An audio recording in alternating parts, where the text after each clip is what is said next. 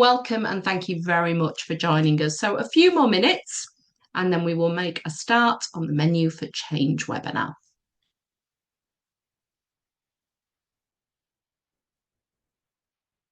You can see we've got lots of people joining us. This is phenomenal. The numbers are jumping up super fast. Welcome everybody from all around the world. This is a webinar where we are actively encouraging you all to enjoy a snack, a meal, as long as it's sustainable. You are all very welcome to join us today. Wherever you are around the world, I can see we're jumping up the numbers super quick. So we'll wait just for a minute or two for everybody to join us to take part in our menu for change. So the restaurant will be opening very soon.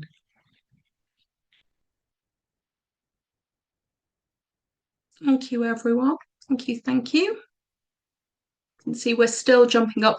Today, during this particular webinar, if you would like to ask any questions throughout, there is the opportunity to put a question in the Q&A. We will, if we have time at the end, be able to address some of those questions. So for now, thank you very much for joining us. We'll be making a start probably in about 1 more minute time with our menu for change second serving.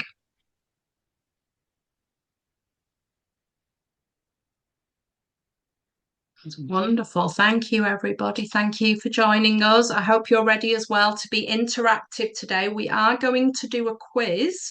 So if you would like to, those of you that are joining us, if you have a mobile phone nearby, we will be doing a quiz. It's on Slido, so you'll be able to take a picture of the QR code.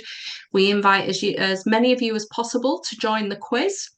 If some of you are educators and you're joining with a whole group of students, if there is somebody in your class with a mobile, or you yourself can join and give your answers on behalf of the whole class. But everybody is very welcome to take part. This session is being recorded. And this session as well, these questions that we're asking you, we welcome many of you to use them as well when you're introducing the Global Action Days campaign in your groups, your classes, your youth groups, even your families. Okay, right team. Well, I think we will make a start. There are still people joining us as we are going to go through, but that's fine. That's not a problem. Everybody is welcome. So hello, everybody. Welcome back to Menu for Change, the second serving. So Gumar, if you could go over to the next slide, please. Hello, everybody. My name is Lee Ray Davis. I'm one of the directors for education at the Foundation for Environmental Education.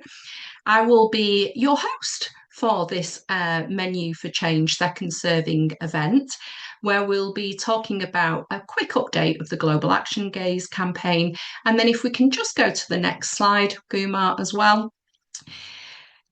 This has been phenomenal in terms of the Global Action Days. And I can see from some of the names registered already that many of you that are in this webinar are also registered for Global Action Days. So as of this morning, as of a few hours ago, we had just over 73,000 people who are already signed up for the Global Action Days campaign, which will be on the 22nd of April and will run for 2 weeks. We have people from over 83 countries and 541 different settings. Now, they're ranging from nurseries, kindergartens, to high schools, to universities, to NGOs. We even have a kind of a home for the elderly who are also taking part. So everybody is welcome, including our blue flag beaches and green key hotels. So what are we asking people to do during our Global Action Days, and why are we here again today? So Gumar, could you go to the next slide, please? Thank you. So over the course of the Global Action Days campaign, we are going to be setting you 5 challenges. And today, joining me will be Dr. Amber Peters, who's the research manager at UFIC. And Amber is going to be giving us some excellent information and myth busting that we'll be able to use when we introduce these global activities for the Global Action Days campaign. So if again, we could just go to the next slide, please, before we introduce Amber. We're going to move on to our starter for today's session, which will be an outline of what we're asking everybody to do. So as you know, there are 5 activities. We're having a palette of plenty where we're asking people to make the most bright and beautiful, colourful, sustainable, nutritious, sustainable meal that you'd like to share with us online. Then the second activity is going to be legume legends. So we're going to be thinking about perhaps those food items such as lentils and beans and grains that we don't always put as the star of our show when we're making food. We're then going to be heading and looking at recipes with roots, which is really taking the time with slow food to going back to our tradition, sharing memories, sharing meals, and so on. Then we're going to have a look at mapping our meals. So within the campaign, we're going to be asking you to have a look at where the food on your table is coming from, how far away that food is. And then finally, the last activity is going to be label it right. When we're buying our food, are we certain we know what's inside the food? Does our packaging help us to understand? So obviously, over the course of this campaign from the 22nd of April up until the 6th of May, we will be asking you to carry out these activities. But before then, we want to arm you with some information to help you understand why you're taking part in these particular activities. And in order to do that, we're going to give you some interesting facts and figures. And in order to help me do that today is I'm going to pass over now to Dr. Amber Peters, who is going to be doing a very short quiz with you that links to all of these activities. So if we can go on to the next slide, please. So Amber, this is going to be over to you. You are going to be giving us our wonderful facts quizzes. I think you're going to be friendly with us, aren't you? It's not too serious. It's going to be a nice quiz. Everybody can get involved. Thank you. Okay, next slide, please. And then I'm going to pass over to Amber, who is going to be our main course for today's webinar. And she's going to be doing the quiz with you that links to our different Global Action Days activities. Amber, over to you. Thank you so much, Lee. That's a very, very nice introduction, and I'm very glad to be here. Let me introduce myself just very, very shortly. My name is Amber, and I am a research manager at UFIC. And together with FEE, we are involved in the Planet project. And today I will be hosting a little quiz with you. It's very low key, so no stress, no worries at all. You can all join with your phones. Or you can just grab pen and paper. If you want to do it that way, that's fine as well. So yeah, let's just get a move on and let's see what we have for us today. When we do the quiz, you will actually test your knowledge kitchen levels. So you can tally up the points that you get. You can do it by hand. You can just join online with your phone and then they will do it for you, which is very, very handy. And as you can see, there are 3 kitchen levels, kitchen knowledge levels. So when you score 0 to 4 points, you are preparing the ingredients in the kitchen. You're gathering all the essentials, all the essential information, and you're learning how to understand all good food choices, how these choices affect our health and how they affect our planet. So it's really a very good start to get involved with sustainability. Then next, if you score between 4 and 7 points, you are cooking in progress. So you're blending all of the IDs, you have the main knowledge, you know already all of the baseline information, but now you're developing a stronger sense of how our plates connect to the world around us. So that's also very nice. And if you get all of them correctly, you're just ready to serve. You have a very well-balanced understanding of healthy food. You know everything about sustainability, and you're actually really ready to share your knowledge and to inspire others to do the same. So let's get on with it. Let's go to the first question of our quiz. This is just a very, very low-key. It's just an introductory question, so no worries at all. You can join by using the QR code on screen, or you can go to slido.com and you can type in the numbers that you see at the bottom left. And then we can get on with it. So I can see that the question is open. And I see people typing already, so that's really interesting. So for the first question, very low-key, if you were to introduce broccoli to a child, what name could you give it to spark curiosity? Because of course it's a very difficult type of vegetable for some children. I see little tree that's very cute. That's very nice. I think kids would be very interesting in that. Happy trees, little green. It's really nice. I see people voting. We have over 30 people participating already. That's very nice. Little flowers, that's also really, really nice one. I think kids could really like it. Okay. Super tree, that's also really nice because yeah, it is a super vegetable, of course. Okay, I see them coming in. Please keep typing, please keep thinking. But yeah, children are actually very responsive to playful names. So if you use other names that might be a little bit more interesting to them, that could work to introduce kids to new vegetables that they might not know already. Other things that could work are very colorful plates. So as many colors as you could on the plates. You could also shape your vegetables or your other ingredients in very fun shapes. Or you could use dips and sauces that children already like to introduce them to new vegetables. I see that there's still people typing, so that's very nice. I see all very, very imaginative names. So let's just say everyone gets a point for this one. That's your first point, so let's go. Now we're gonna up the ante a little bit and let's go to the second question. Well, the first real question, of course. Okay. You can still join at the same QR code with the same numbers. Okay. I see people joining. That's very nice.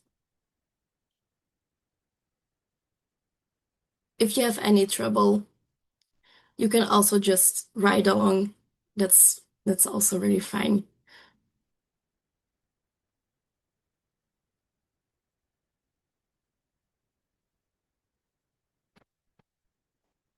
Numbers keep on coming. That's really nice to see. That's really fun.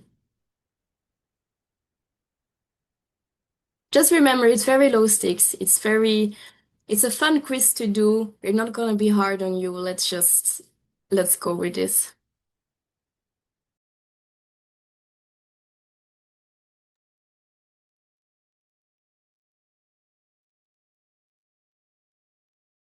Okay, then let's go on to the first question.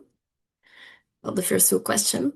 You have a 30-second timer on the clock, so you can start answering. So the question is, fresh fruits and vegetables are always the better choice compared to frozen, canned, or dried fruits and vegetables. Is this true or is it false? What do you think? If you followed us on LinkedIn, you also had a preview of this question already. So maybe some of you already know the answer here. Okay, the time is up and let's see. 70% of you voted that yes, fresh fruits are always better, and 30% of you said that no, frozen, canned, and dry fruits are also okay. So let's see what the actual answer is. It's false. So actually, when you buy frozen produce, it's picked at fresh. It's just peak ripeness, so it's the ideal time to pick up all these fruits and vegetables, and then they are frozen immediately. And this helps to preserve vitamins and also the minerals of the fruits and vegetables. So it actually is an equal choice, and sometimes it's even better compared to fresh produce. So don't worry if you are not eating all of your fresh fruits and vegetables in a day and you are swapping it out for frozen fruits or for canned fruits or dried vegetables. That's really fine. Okay, let's go to the second theme. Again, 30 seconds on the clock. This one is a question from the activity of the Legume Legends. So you can meet your daily protein needs with plant-based foods only. Is this true or is this false? So if you were to cut all of the animal-based proteins, can you still meet your protein goals, your daily protein goals? Okay, let's see. 70% of you says yes, you can still meet all of your goals, and 20% says that's false. And actually, it's true. So when you have a well-planned and really a plant-based diet with varied whole food sources, then you can indeed meet your protein needs. But you just have to make sure that you need a variety of plant proteins during the day. Good examples of these sources, of these protein sources, are legumes, are nuts and seeds, of course, cereals and soy products. So both animal and plant-based proteins can help build muscle, but you also have to make sure that you get enough micronutrients such as B12, all these kind of things. But if you are paying attention to your diet and if you are making sure that you get all of the right micronutrients in there, you can actually meet your daily protein needs with plant-based foods only. Okay, let's go to the second question from the second activity of the Legume Legends. Again, 30 seconds on the clock.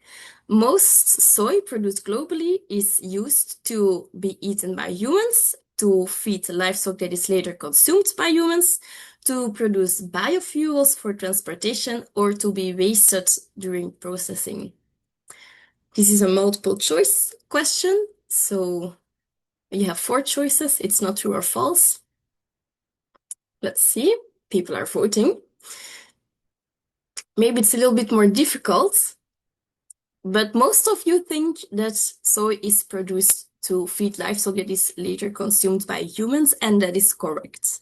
So humans really consume animal products, but more than 75% of our global soy production is used as animal feed. So we do eat some parts of the soy that is produced globally, but most of it is used to feed cows, for example.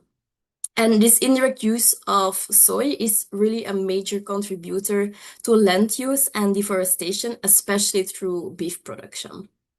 So that's another fact for you to remember. Okay, that were the questions on the Legume Legends. So let's go to the third activity, which was recipes with roots, to really focus on slow cooking, slow eating. Let us see. Food waste happens mostly in restaurants and grocery stores. Do you think that this is true or it is false? It's another true-false question for you. Okay. Few seconds left to vote on this.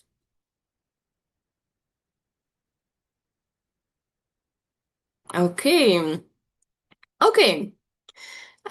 Most of you say that this is false. And yeah, you are right. Most of the food waste actually happens at our homes. That's really a pity. Well, maybe just to clarify what food waste actually means. So food waste, it's referring to foods that are thrown away at retail, at food services or at consumer levels. So it's not the same as food loss. Food loss is something that occurs in the supply chain during harvesting, during storage, during processing or transport. So food waste is really something on a consumer level. And as you can see, most of the waste actually happens at our homes. So this means that reducing waste at our homes is especially important and is going to be very effective in reducing food waste. There are many recipes out there that you can use to use leftovers to help reduce food waste. So I would suggest looking some of them up because those are very interesting and you might help to reduce food waste at your own home with just cooking delicious recipes. So that's very nice. Okay, let's go to the next question, which is a little bit more difficult. So around 1.05 billion tons of food is wasted in the world every year. What percentage of this food waste comes from households? So we already know that households are the main culprit for food waste, but how many percentage of food waste actually comes from households? Let's see, you can choose between 50% all the way up to 70%. It's a more difficult question. Let's see. Most of you, almost half of you, think that it's between 60% and 65%. And that's actually true, yes. So 60% to 65% of all the food waste comes from households, from people like us just in our kitchen throwing away products that maybe have expired or you don't really want to eat anymore. And this actually amounts to 79 kilograms of food waste per person per year. So we are effectively throwing out one whole person of food waste a year. Food waste alone generates about 8 until 10% of global greenhouse gas emissions, so that's really a lot.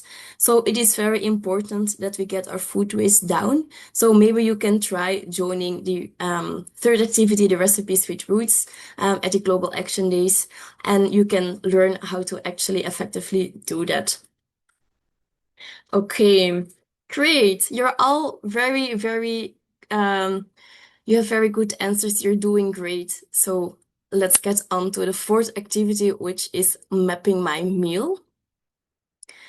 In this activity, you will learn more about the journey of your food. So the first question is, what is the main reason for explaining higher carbon footprints of some locally grown tomatoes compared to imported tomatoes? So sometimes the carbon footprint of vegetables grown in your own country or very locally are sometimes higher than the carbon footprint of vegetables or produce that is actually imported from different countries. Why would that be? Okay, you're all a little bit divided on this. I see that some of you say energy use and others say longer storage needed. Let's see what the correct answer is. The correct answer is indeed energy use for controlled growing conditions. Yes, so heated greenhouses actually consume a lot of energy. They use it for heating, they use it for lighting, and this can emit more greenhouse gases than the emissions from transportation of in-season produce from abroad. So local is not always the most climate-friendly option. It is a good option, but just make sure that you keep all of this in mind. Local does not necessarily directly means more climate-friendly. And then tying into this question, let's go to the next one, which is what percentage of a food's total carbon footprint is accounted for by transporting the foods?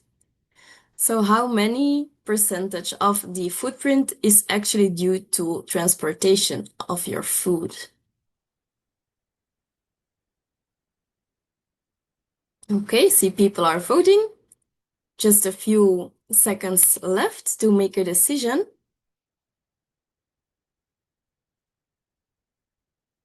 Okay, let's see what you think. Okay, most of you say 20%. That's almost 1/5 of the carbon footprint. And the actual answer is 10%. So it's less than you guys may think. So only 10% of the total carbon footprint is accounted for by transportation. It's not a large amount at all. So this also means that actual farming practices matter more. And this is also the reason that we saw in the last question that some imported foods from abroad can be more environmentally friendly than foods grown locally because of the low transportation carbon footprint. But actually the local grown foods might have a high energy consumption to create ideal growing environments. So transportation is not that high up on the list of carbon footprint emissions. So it's actually, we really have to look at farming practices because that's the most important. But you learn all of that in the fourth activity, which is mapping my meal, and you'll learn it later on. Are you ready for the last the last activity. The last activity was on labeling. It's called Label It Right. And in this activity, you will actually learn more about food labeling, how to read everything, and what is on food labels. Um, like these tools, like maybe you know the Nutri-Score, which is used in Europe, traffic light labels, guideline daily amounts, for example, that are also on labels. But you'll learn all of that during the Global Action Days. So let's have a look at the first question of this activity. What is the main reason that organic food usually contains less pesticides residue than conventional food? Organic food is always washed more thoroughly before sale. Organic farming limits or bans the use of synthetic pesticides. Organic crops naturally repel insects better, or organic food is grown in areas without environmental pollution. It's a more difficult one. It's really to see how much you know already on the topic. Okay, most of you say that organic farming limits or bans the use of synthetic pesticides, and that is correct. So indeed, organic food usually contains less pesticide residue because that organic farming, it really limits or bans the use of synthetic pesticides. There may be some small amounts or some small residues of pesticides that can appear, but this is mostly due to environmental pollution or drift from nearby farms who don't actually grow organic food, and then winds can take on these pesticides to the organically grown crops. But organic standards actually greatly reduce direct pesticide use compared to conventional farming. So that's really interesting to see and also really positive, actually. Okay, are you ready for the last question? It's the last question of the quiz. So again, it's very low stakes, it's very friendly. Everyone can join for the last question. It's also a multiple choice question, so let's see.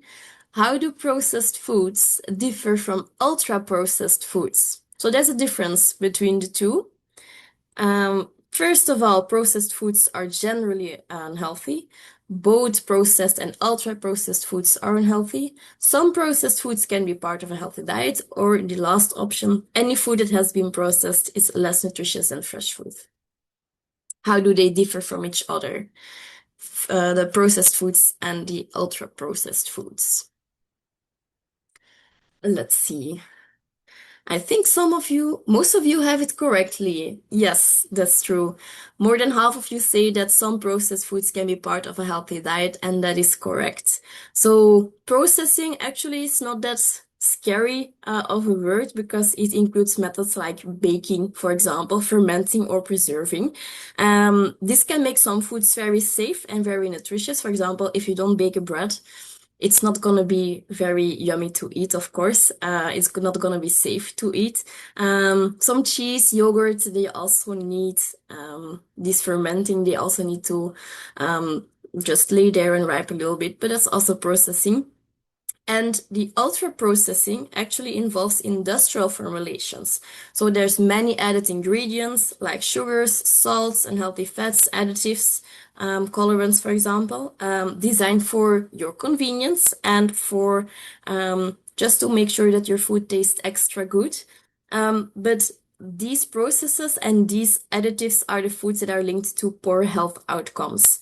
So the front of pack labels that you see, they can help to guide you make clear and healthy choices, but they also provide just a quick snapshot of certain nutrients. So they don't really show the level of processing, they don't really show the ingredient quality, they don't always show the additives, whether the food is local or not, whether it's seasonable or sustainable.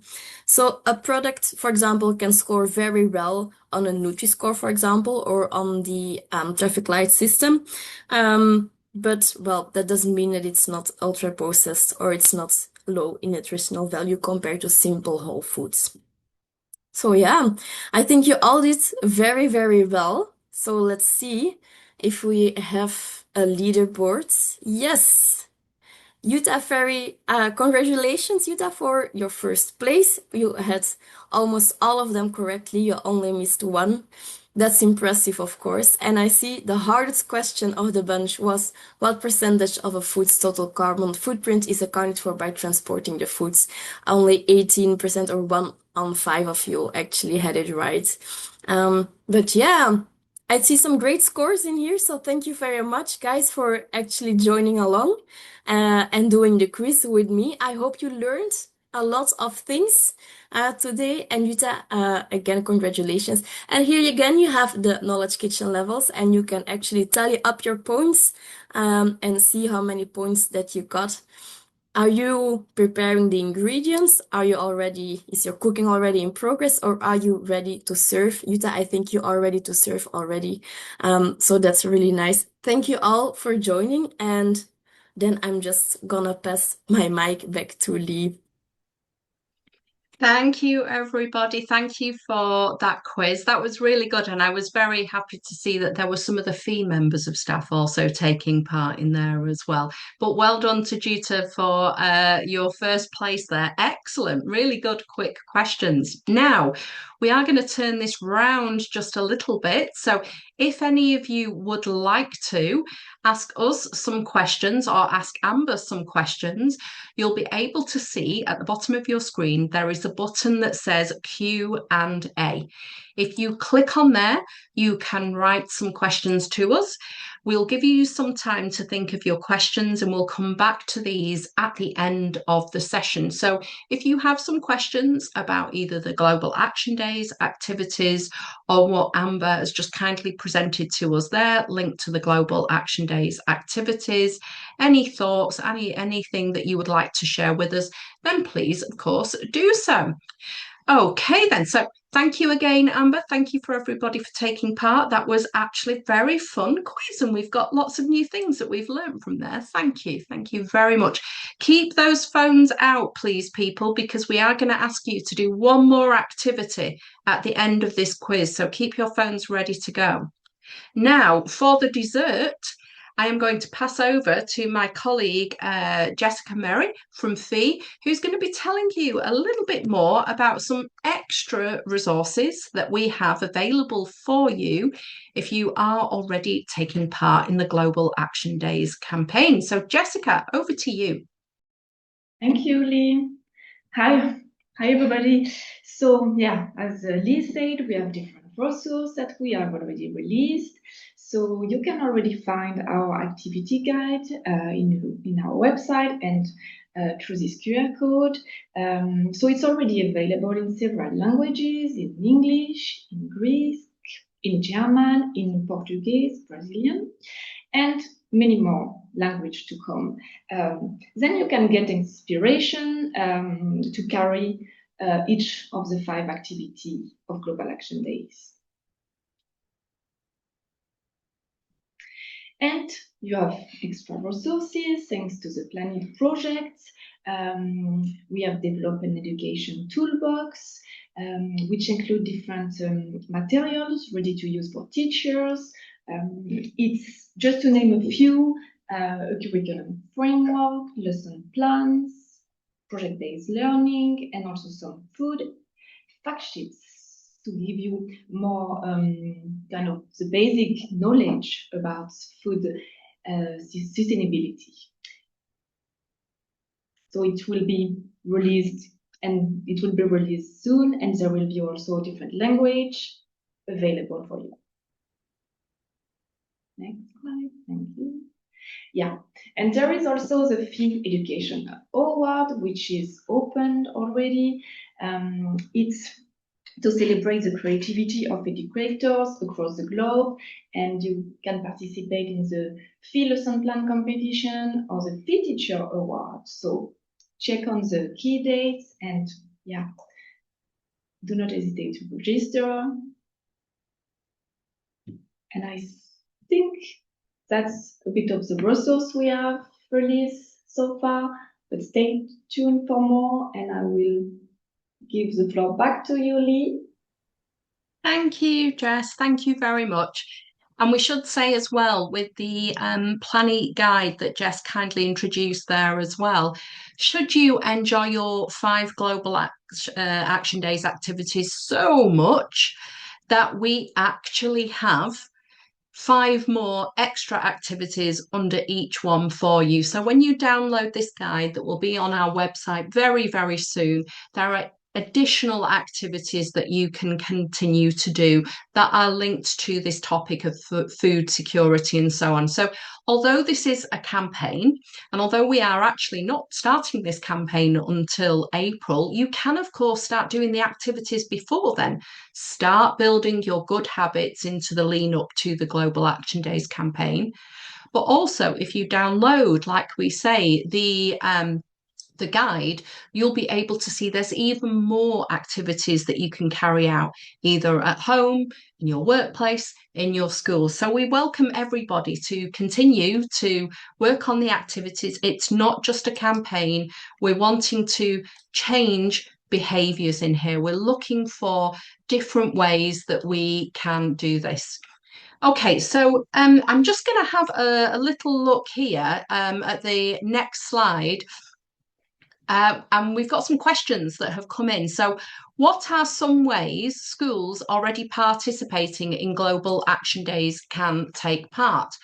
So, this is the thing here. This is the great thing about the Global Action Days campaign. Every year, we have a different set of 5 activities for organisations and groups to take part in. Now, if you click on the link here or scan the QR code, this will take you to the registration form.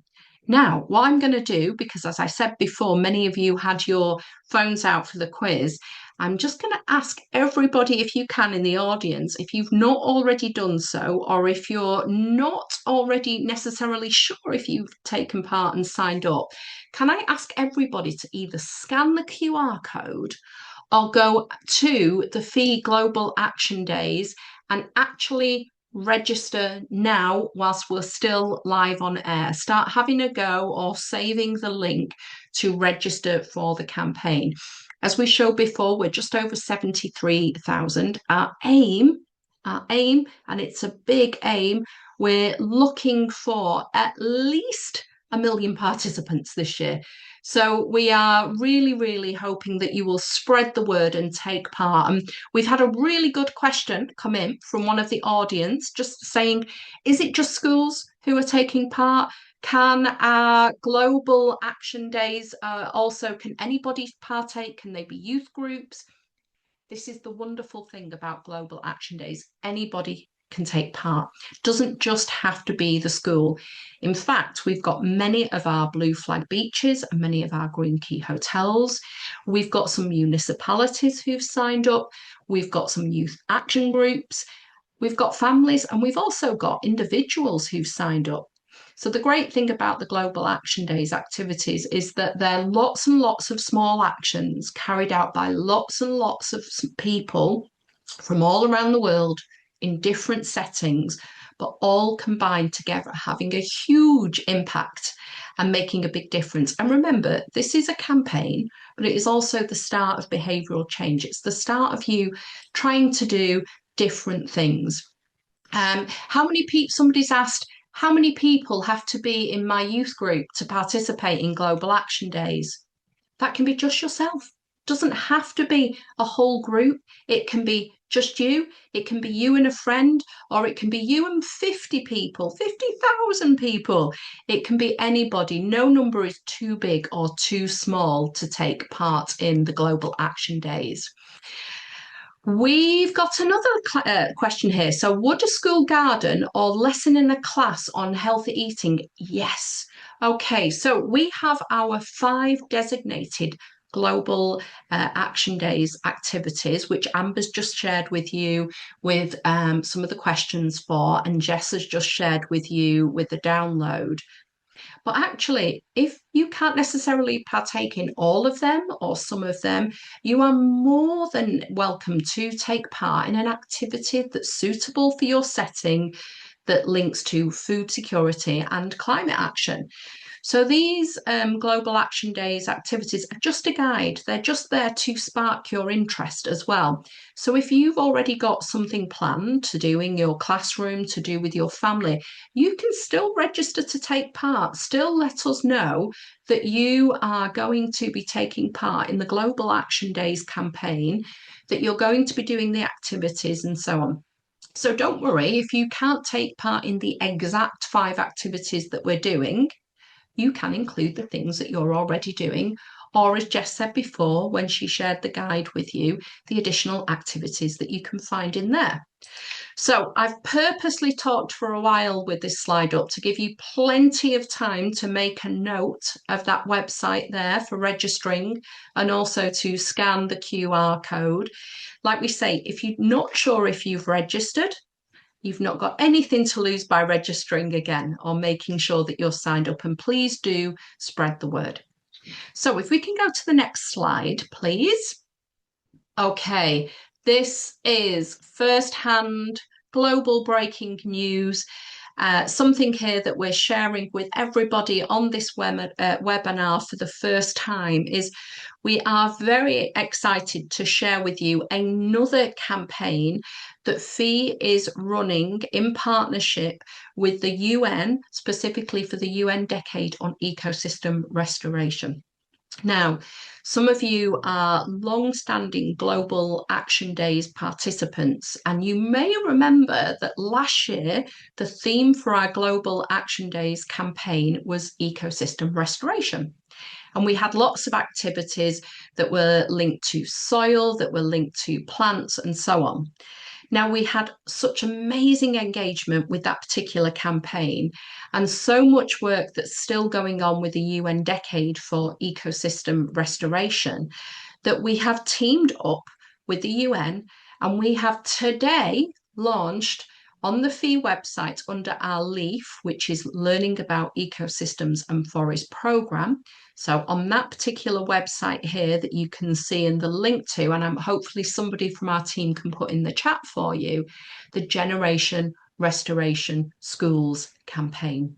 So if you're looking something extra, more work, more campaigning to do, and you're interested in, we invite all of you here on this call to also sign up and to join and to carry on the work that you did in last year's Global Action Days and become an official Generation Restoration School with FEE and the UN. So we haven't shared this with anybody yet. You are the very, very first people to hear this. We only went live with it today. So again, we welcome you all. Head over to the FEE Global website and have a look under our sign, Generation Restoration, and you can sign to take part. So we've got plenty to keep you entertained until Global Action Day starts in April. Okay, if we can go on to the next slide, please.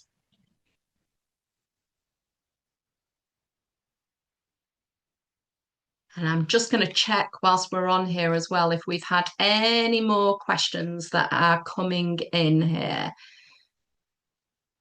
We've had a question in, is Global Action Days just or mainly for children and youngsters? No, not at all. Actually, last year with the Global Action Days campaign, what we found is we had more people were in their 20s were taking part in the Global Action Days campaign. So anybody, it is not restricted to children or school ages. It can be anyone. I think our oldest participant that we have had in the Global Action Days campaign, certainly last year, is I know that we had somebody who was 81 years old who was taking part. And I know we've also had for this year's campaign an NGO who specifically looks after older people within the community. Somebody has also asked, are these activities online or are they physical? If you have a look, all of the activities are things that can be carried out in person, in your schools, in your families, on the beach, at a hotel whilst you're on holiday, anywhere at all, any setting, nothing. What we are asking you to do, though, is in order to make sure that your actions count, we're asking you, one, to register, which we've said here and we've got on the screen, so we know the numbers. But two, during the campaign, to actually share with us the pictures of your palettes of plenty, the recipes that you've made with roots, the menus that you've been making, the labels that you've created, to share them online on any social media platform that you're using, and to use the hashtag Global Action Days and to add fee in there so we can share your activities. Now, that doesn't mean you have to, but it does mean that we'd like to keep a wonderful record of all the work that's been carried out there. So these activities are in physical, they can be with groups, they can be with individuals, but we do encourage you to share online the work that you have been doing. And I can see on here as well, somebody's put, and teachers, can teachers be engaged? Yes, 100%. Teachers can be involved. Teachers can be doing this with their students, but they can also be doing this at home when they go as well. In fact, last year, I believe, we actually had somebody who ran a coffee shop register to join the Global Action Days campaign, because groups of teachers from the neighbouring school actually came in and were talking about the Global Action Days campaign, and the shop and the staff were inspired to take part. So yes, anybody can take part at all. So if we just go on to, I think we might be there now. I can see if there's any other questions in the team. I'm just double checking, going through. If anybody's got anything they'd specifically like to ask, Amber, we do have a question here if you're still on the chat, if I can just ask you if that's okay. So, or Jessica, if you could unmute from our side from Planet. Somebody has said in the questions, where can we find data on the environmental impact of agricultural practices versus food transportation? So Amber, Jess, if I could pass over to you with a more specific theme question than a Global Action Days one. Thank you. Thank you for this good question. I have also answered, and we have a fact sheet on the education toolbox about food footprint, so where can we find more information. And I also sent a link about World in Data, where you can find many good information about that, because it's we have seen this in the quiz. It's a misconception I think we have. So it was really interesting, Amber, to learn about this. So if you want to add something, Amber. I don't think I have any more to add to it, because I think that the fact sheets are very interesting and all of the information is already on there. And while I've got you both on, can I ask you a question that you perhaps weren't ready for? But what are you looking for? Which one of the activities are you both most looking forward to do? So I'll go to you first, Jess, and then we'll close with Amber. I mean, you can do all of them, and we're encouraging everybody to do all. But what do you think will be your most favorite one to do? I have something with recipe with roots, like cooking together, taking the time, trying to avoid ready-to-go food to reduce ultra-processed food. So I think this one is really important, because also you learn by doing, and you can show your family and involve everybody on this, and you will realize that some healthy and sustainable dishes are simple to cook as well, that we think it's request a lot, but the legumes are easy to cook, are quick to cook. So I think this is my favorite, but they are all really good.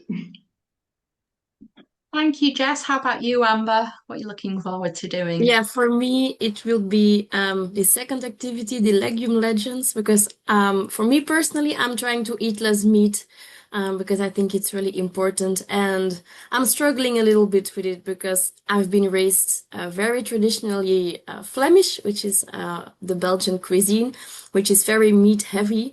And I've never been taught how to actually make some dishes that do not contain meat. So for me, I would just leave out the meat from my dishes, but of course that's not the most healthy way to go about it.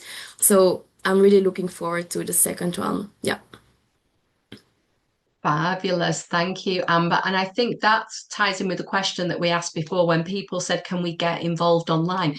Please do share your recipes as well online. If people are taking part, please share your kind of your lentil, your pulses, your grains, your fiber recipes with us online. If anything, just to help Amber. We need to share these, please, people online with us. That would be wonderful.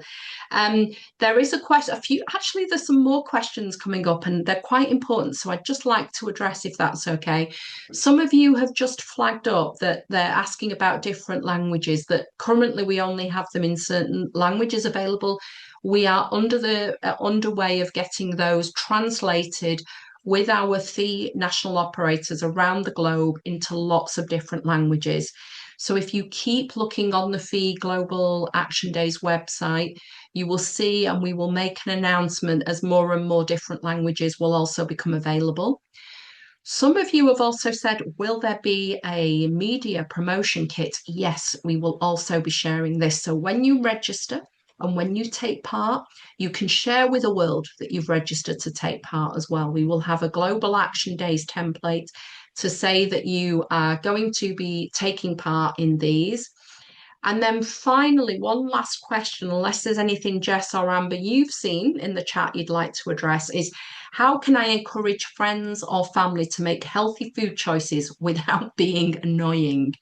Um, so I think this is very important, and it's the great thing about what we're doing here is there's no right or wrong. Any small little action that you do can make a difference. You're not being annoying, even if you just suggest one particular meal without meeting. That can be something, those small steps. Amber, I hope you don't mind. Can I just pass over to you just Yeah. kind of from you, Fick, from your opinion? What is something Yes. we can do that is a nice, easy way to make people feel happy and confident to make these changes? Yes. For me, this is a very anecdotal tale that I'm gonna tell you. Because when I moved out, I really tried to be more aware of all of this, of the sustainability of what we eat. Because like I said, I was raised very traditionally Flemish, which includes a lot of meat dishes. So for me, when my parents come over to visit me, I try to make sure that I cook a vegetarian dish. At first, my dad really didn't like it because he was complaining about the meat and he was very afraid that he wouldn't feel full after eating it. But I've done it many times now. It's mostly the same dish because I don't really know how to cook vegetarian. But he really liked it. So when he came over, he's not complaining anymore. So I think just leading by example is a really good one. Like when friends come over, try to make something that is vegetarian or that just has a little bit less meat in it. If you are, for example, very used to eating one portion of meat every day, try to cut it by a quarter. It's not that much, but it really adds up over time. So I just say try to lead by example and maybe people will follow.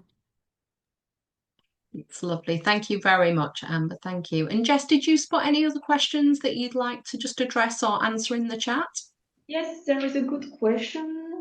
It's what is the most important thing I can do to lower my carbon footprint? So having maybe different food choice, yes. Not wasting food, yes. Planning meal better, yes. It's some suggestion. We are already there, but we can add like, yeah, as Amber mentioned, like going slowly to reduce your meat consumption, trying new protein, like the plant-based, as we presented in one of the activity. You can also eat more seasonal food, which is also a way to reduce your carbon footprint. So that's some, of course, the one mentioned, reducing food waste at home, like checking better when you buy, planning better when you plan to cook for the week. So, Amber, do you see any other aspects on this? Yeah, I think that indeed it's most low level or low stakes if you just try to do what you're already doing, but better. For example, in it, if you make a grocery store list before you go shopping, and you try to cook all your leftovers, so to make sure that you don't waste them, you're not really adapting your diet, right? You're just doing what you're doing, but you're doing it better. So there's not really any sacrifices that you have to make because you just keep on doing it the way you are doing it. But unfortunately, most of us are really tied into the meat thing, but that is the most effective way to lower your carbon footprint is by reducing meat intake or just animal-based foods. I'm not saying that you have to scratch everything from your diet. Like I said, if you just reduce your portions already, that's going to have a massive impact, especially if there's more people doing it. So if you want to keep all of your food habits the same, then I would suggest make sure that you look at the food waste and make the grocery shopping lists. And if you really want to make a change in your diet, you can try and eat more plant-based. Thank you very much. And I'm absolutely a little bit shocked. I've just gone on to the registration form for Global Action Days as we've been on, and it's jumped up. So I don't know if we've got you on here, but I just want to say a big thank you. We have got lots of schools from Greece, Spain, Romania. We've had the World Food Forum Italy chapter who've registered with us. We have had the International Dairy Federation from Italy have registered. We've got an NGO from Somalia and an NGO from Azerbaijan who've registered with us. We have got a primary and a secondary school from Colombia. So if you are on the call now and you have registered, I think our numbers have probably jumped up by a couple of thousand. Thank you so much. I have got a live feed here of you coming in. Please take a screenshot of this. And I think then, in terms of where we are for today's session, which was the second menu for change, second serving, please join me in giving Amber a huge thank you today for sharing all of her knowledge with us, helping us get inspired. We will be sharing the quiz later with you, so you could use it for all these new people who've registered to get more people involved in the campaign. We are very, very grateful for all of your support today. We will be sharing more and more resources as we go throughout this campaign in the lead up to April. There will be more exciting things coming. So, on behalf of Fee, behalf of everybody involved in the Plan Eat campaign, and finally, and a big thank you to Amber and to Jess and all of the team behind the scenes today who have made this happen.